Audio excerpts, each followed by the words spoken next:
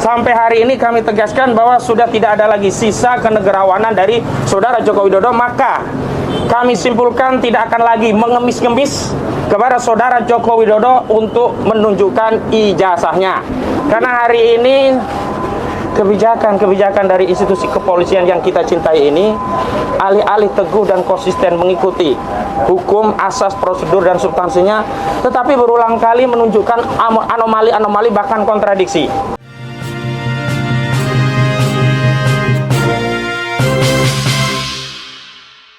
Dengan Roy Suryo CS dalam rangka memenuhi undangan gelar perkara khusus yang disampaikan oleh penyidik Polda Metro Jaya. Gelar perkara khusus ini juga tidak lepas dari apa yang kami mohonkan. Dua kali kami mengajukan permohonan gelar perkara khusus. Yang pertama di tanggal 21 Juli 2025 yang lalu, dan yang terakhir di tanggal 20 November 2025. Yang gelar perkara dulu kami memang minta agar ada gelar perkara saat penyelidikan ditingkatkan menjadi penyidikan, yang saat itu ada setidaknya 12 orang yang ditetapkan sebagai terlapor. Nah, dalam perkembangannya 12 terlapor dengan 3 klaster ini tidak semuanya menjadi tersangka. Klaster media atau klaster YouTuber itu hilang dari posisinya dan kemudian ditingkatkan menjadi tersangka 8 orang yang dibagi menjadi 2 klaster. Klaster pertama yang kami sebut sebagai aktivis, klaster kedua yang kami sebut sebagai akademisi. Kami sendiri membentuk tim advokasi anti kriminalisasi akademisi dan aktivis. Dan gelar perkara ini juga ada 2 sesi yang kami terima. Sesi pertama jam 10.00 WIB, yakni untuk klaster pertama. Yang kami dampingi hari ini di klaster pertama adalah pertama Bapak Rizal Fadilah, sarjana hukum, yang kedua Ibu Kurnia Triryani, sarjana hukum selaku advokat, dan yang ketiga ada Bapak Rustam Effendi. Dan nanti akan ada lagi gelar perkara khusus di sesi kedua, yakni klaster akademisi, ada Pak Roy Suryo dan Pak Rizwan Sianipar yang kami dampingi. Dan kami ingin jelaskan terkait gelar perkara ini beberapa hal sebagai berikut. Yang pertama, kami meyakini, kita semua segenap bangsa Indonesia meyakini bahwa sudah tidak tersisa lagi dari Saudara Joko Widodo sisi kenegarawanannya meskipun seberat biji zarah. Kenapa?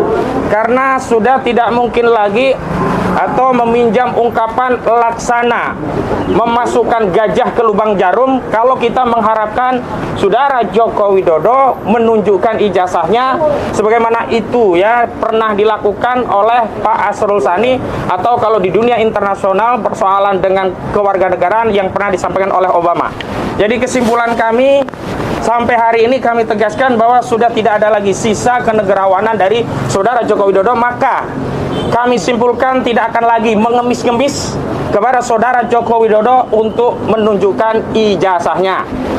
Yang kedua, karena hari ini status ijazah konon asli tadi telah disita oleh penyidik Polda Metro Jaya, maka hari ini yang kami harapkan yang masih punya sifat kenegarawanan dari institusi aparat penegak hukum kita adalah penyidik dari Polda Metro Jaya, di mana diharapkan dalam proses gelar perkara nanti akses terhadap barang bukti diberikan oleh penyidik, dan penyidik secara sukarela menunjukkan barang bukti yang telah menjadikan klien kami sebagai tersangka.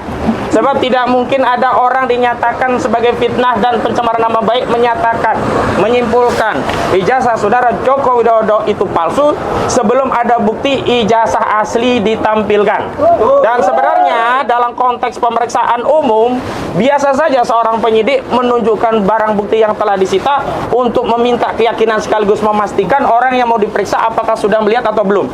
Pada faktanya saat pemeriksaan Bapak Rizal Fadilah, Ibu Kurnia Triryani, keduanya telah meminta kepada penyidik untuk ditunjukkan, tapi saat itu tidak diberikan akses dengan alasan bahwa ijazah tersebut masih disita oleh Polda dan diperiksa Bareskrim di bagian Puslapor Bareskrim Mabes Polri.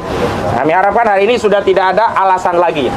Namun sekali lagi kami tentu saja tidak cukup memiliki keyakinan bahwa hal itu akan dipenuhi oleh penyidik Polda Metro Jaya. Mengapa?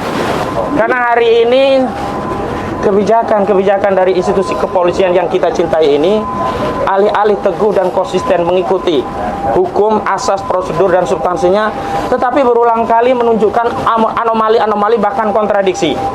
Terakhir, setelah Mahkamah Konstitusi mengeluarkan keputusan yang mewajibkan institusi kepolisian tunduk pada ketentuan pasal 28 ayat 3 Undang-Undang Kepolisian, di mana ditegaskan bahwa institusi kepolisian anggotanya tidak bisa menduduki jabatan sipil di luar institusi kepolisian kecuali dalam dua keadaan, yakni anggota kepolisian tersebut sudah pensiun atau yang kedua mengajukan pengunduran diri.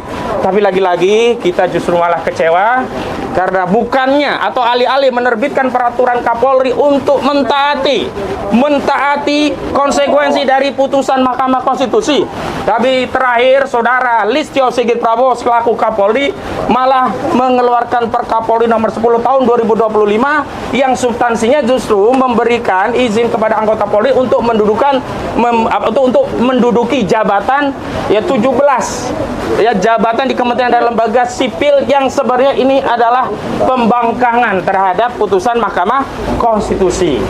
Jadi kami datang memenuhi undangan ini bukan karena akan ada keyakinan apa yang kami mintakan akan dipenuhi oleh institusi kepolisian, tapi kami memiliki niat akan kami sampaikan kepada seluruh rakyat. Kami ingin sampaikan kepada seluruh rakyat bahwa di negeri ini masih ada bagian dari putra-putra terbaik negeri ini yang peduli terhadap institusi penegakan hukum di negeri ini, yang peduli terhadap kejujuran, yang peduli terhadap kebenaran, yang peduli terhadap keadilan, terus mengupayakan kebenaran keadilan itu ditegakkan meskipun anomali dan kontradiksi itu selalu ditelanjangi oleh institusi itu kepada kita semuanya. Jadi sekali lagi, meskipun apapun hasilnya, kita tetap akan terus memperbaiki negeri ini karena kita lahir dan dibesarkan negeri ini. Negeri ini bukan hanya milik polisi, negeri ini bukan hanya milik jaksa, negeri ini bukan hanya milik Saudara Joko Widodo, tapi negeri ini adalah milik kita segenap rakyat Indonesia. Dan terakhir, sebelum nanti kepada Bang Petrus Salistius juga Bang Gafur Sangaji, rekan Gafur Sangaji, ada 3 hal yang nanti akan kami jadikan evaluasi atau koreksi terhadap proses gelar perkara. Yang pertama dalam aspek kewenangan. Apakah proses penyelidikan dan penyidikan dilakukan oleh penyidik Polda Metro Jaya dilakukan sesuai dengan ketentuan peraturan perundang-undangan yang berlaku, atau dilakukan dengan menyalahgunakan wewenang atau bertindak secara sewenang-wenang. Kedua, kami akan cek dari sisi proses dan prosedur. Apakah proses, tahapan, dan prosedur sudah dilakukan sebagaimana diatur dalam ketentuan peraturan perundang-undangan, tidak melanggar asas-asas hukum pidana, dan tentu saja kalau melanggar ini akan menjadi catatan daripada cacat prosedur. Dan terakhir, terkait substansi, memang kami ingin agar secara substansi masalah yang bikin gaduh seluruh rakyat, yakni ijazah itu bisa ditunjukkan dalam proses gelar perkara. Dan terakhir, ada sejumlah anomali dan kontradiksi yang ini perlu kami sampaikan agar publik tahu. Dalam proses penyidikan dan peningkatan status tersangka itu semestinya calon tersangka diperiksa, dan ini amanat dari putusan Mahkamah Konstitusi. Namun dari 8 tersangka ada satu status tersangka yang belum pernah diperiksa sama sekali, sementara penyidik ya kemudian secara sepihak ikut menetapkan yang bersangkutan sebagai tersangka. Meskipun ini hanya satu tersangka, tetapi esensinya ini adalah cacat prosedur secara keseluruhan. Kenapa? Karena ini satu paket. Saat pemberitahuan ya SPDP, kita semuanya dijadikan satu dalam satu berkas. Jadi satu cacat, maka seluruh prosedur penyidikan ini juga menjadi cacat. Itu yang perlu kami sampaikan, meskipun nanti ada catatan-catatan lain yang kami akan pertanyakan langsung dalam proses gelar perkara khusus.